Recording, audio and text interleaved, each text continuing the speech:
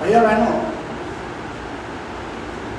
तारीख 30/6/2020, कक्षा चतुर्थ, विषय हिंदी, पाठ है 2, इनसे सीखो।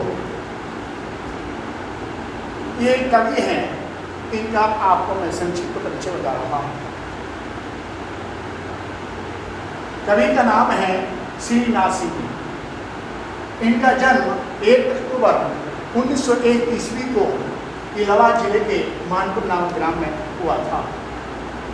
वे धीरे धीरे बड़े होने लगे। उस समय देश की जो स्थिति थी, बहुत आपातकालीन की स्थिति थी, तो इन्होंने बड़े होने के बाद स्वतंत्रता आंदोलन में भी भाग लिया। उसके बाद ये एक द्विवेदी युगीन साहित्यकार भी थे और इन्होंने संपादन यानी कि सरस्वती पत्रिका का इन्होंने जो है संपादन भी किया। अब ये प्रकृति से बहुत प्रेम करते थे, इन्हें प्रकृति से बहुत लगाव था। इन्होंने अपनी बहुत सारी रचनाएं की, जिनमें से एक रचना है इनसे सीखो। यानी कि ये जो कविता है ये प्रकृति से संबंधित है। समाज में प्रकृति में क्या क्या मतलब चीज़ें हैं, जैसे आपका फूल हैं, भौरे हैं, फल हैं और हवा है, आदि बहुत सारी चीज़ें हैं। तो इनसे हमें क्या क्या सीख मिलती है, इनसे हम क्या सीख लेते हैं, मनुष्य क्या क्या सीख लेता है, इसकी जानकारी इस कविता में दी गई है। मैं आपको ये कविता आपको पढ़ा रहा हूँ। आप सभी भैया बहन इस कविता को पढ़ेंगे और बाद में इसका अर्थ भी बताऊंगा और इसके शब्दार्थ भी।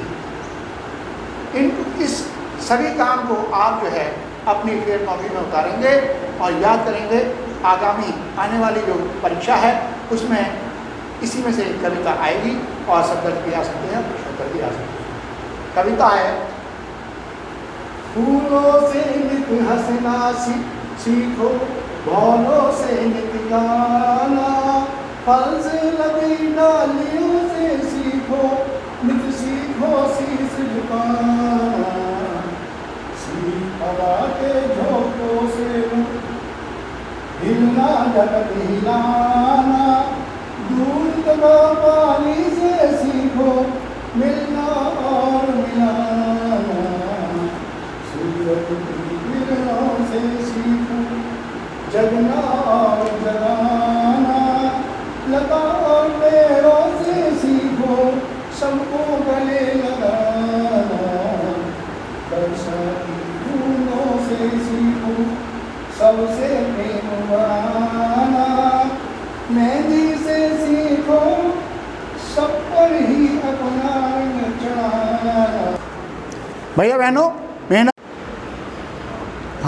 भैया बहनों, मैंने आपको ये कविता पढ़कर सुनाई। अब मैं आपको इसका अर्थ बताने जा रहा हूँ। ध्यान से सुनिए। फूलों से नित हंसना सीखो, भौरों से नित गाना, फल से लदी डालियों से सीखो, नित सीखो शीश झुकाना, नित सीखो शीश झुकाना।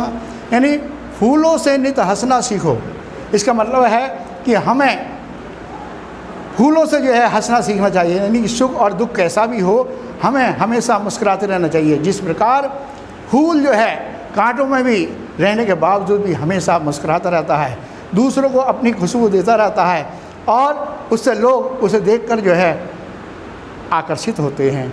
इसी प्रकार से हमें भी अपने सुख और दुख में हमेशा मुस्कुराते हुए रहना चाहिए। भौरों से नित गाना, यानी कि भौरे भी आपने देखे होंगे, वो फूलों पर बैठते हैं और घूमते फिरते भी हैं, उड़ते हैं। तो वो जो है हमेशा सुख हो या दुख हो गीत गाते रहते हैं। इस प्रकार से हमें भी सुख और दुख में गीत गाते रहना चाहिए। फल से लदी डालियों से सीखो, नित सीखो शीश झुकाना। जिस प्रकार फल से लदी डालियों से सीखो, यानी कि फल से लदी जो डालियां हैं वो हमेशा कैसा भी फल हो चाहे आम हो, अमरूद हो, कोई सा भी फल हो, वो जो डाली होती है जिस पर फल लगा हुआ होता वो हमेशा झुकी होती है। इसी प्रकार ज्ञानी पुरुष जो होते हैं वो बहुत ज्ञानवान होते हैं, वो किसी भी अपने से बड़ों के पास जाते हैं तो वो हमेशा नम्रता का व्यवहार करते हैं। इसी प्रकार से हमें भी फूलों के समान मतलब फल से लदी डालियों से सीखो, नित सीखो शीश झुकाना, हमें भी इस प्रकार से रहना चाहिए। सीख हवा के झोंकों से लो, हिलना जगत हिलाना, यानी कि सीख हवा के झोंकों से लो, हिलना जगत हिलाना, यानी कि हवा का झोंका। अब आजकल आप देख रहे हैं कितनी भयंकर गर्मी पड़ रही है। इस भयंकर गर्मी में यदि हमें जरा सा हवा का झोंका मिल जाए तो हमारे मन को बहुत शांति मिलती है, मन हमारा प्रफुल्लित हो जाता है और सारा संसार जो दुख में है, गर्मी से बिलबिला रहा है, वो जो है बहुत खुश हो जाते हैं, हर्षोल्लास हो जाते हैं। दूध तथा पानी से सीखो मिलना और मिलाना, जिस प्रकार दूध में पानी को मिला दो वो एक समान हो जाता है। इसलिए हमें भी जो है चाहे छोटा हो बड़ा हो सबको अपने समान समझना चाहिए और सबसे मिलना जुलना चाहिए। सूरज की किरणों से सीखो जगना और जगाना। अब जैसे सूरज है, सूरज से हमें क्या सीख मिलती है? सूरज से हमें ये सीख मिलती है कि हम सूरज जो है प्रातःकाल उगता है और शाम के समय अस्त हो जाता है। इससे हमें ये सीख मिलती है कि हमें प्रतिदिन अपने नियमित जिस प्रकार सूर्य उदय होता है उसी प्रकार हमें भी जो है अपने को और अपने परिवार को जगाना चाहिए और स्वयं भी जगना चाहिए। लता और पेड़ों से सीखो सबको गले लगाना। लता और पेड़ जिस प्रकार छोटे बड़े वृक्ष हों या पेड़ हों या लताएं हैं, वो जो हैं जब मतलब हवा चलती है तो वो सब मिल जाते हैं और सबको, यानी कि आपने देखा होगा बहुत से स्थानों पर कि एक पेड़ उग रहा है, वृक्ष है और उसके साथ एक बराबर में एक छोटा सा पौधा निकल आता है और वो पौधा जो है उसके सहारे से उससे लिपटता हुआ आगे को बड़ा हो जाता है। इसी प्रकार हमें भी अपने छोटों को जो है अपने गले लगाना चाहिए। वर्षा की बूंदों से सीखो सबसे प्रेम बढ़ाना। देखिए वर्षा की जो बूंदें होती हैं वो जैसा सूखा पड़ रहा है, अब इस समय फसल जो है सूखी हुई है और जब वर्षा की बूंद जहाँ भी पड़ती है वो अपना एक अलग प्रभाव छोड़ती है। उससे जो पेड़ पौधे होते हैं वो सब अपने आप में एक प्रेम का अनुभव बढ़ाने का अनुभव करते हैं।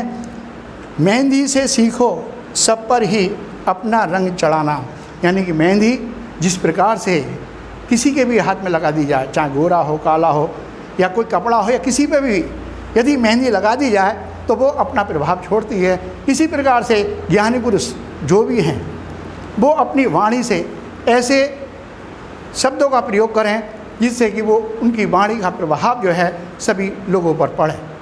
इस प्रकार से ये कविता का मैंने जो है अर्थ बताया और आप जो है कविता को आप याद करेंगे और घर से लिख के लाएंगे। भैया बहनों, मैंने आपको ये कविता पढ़ाई और इसका अर्थ भी बताया। अब आप इसके शब्दार्थ लिखेंगे। नित माने हमेशा, विद्या का मतलब है ज्ञान, उत्तम सबसे अच्छा, चरित्र व्यवहार, पथ रास्ता, स्वदेश अपना देश। ये शब्दार्थ को इस पाठ के आप इन्हें भी लिख लेंगे और इन्हें याद करके लाएंगे। हाँ भैया बहनों, मैंने आपको जो है ये कविता सुनाई, इसका अर्थ बताया और ये शब्दार्थ लिखा दिए। अब इस पाठ के प्रश्नोत्तर मैं आपको PDF के माध्यम से भिजवा दूँगा।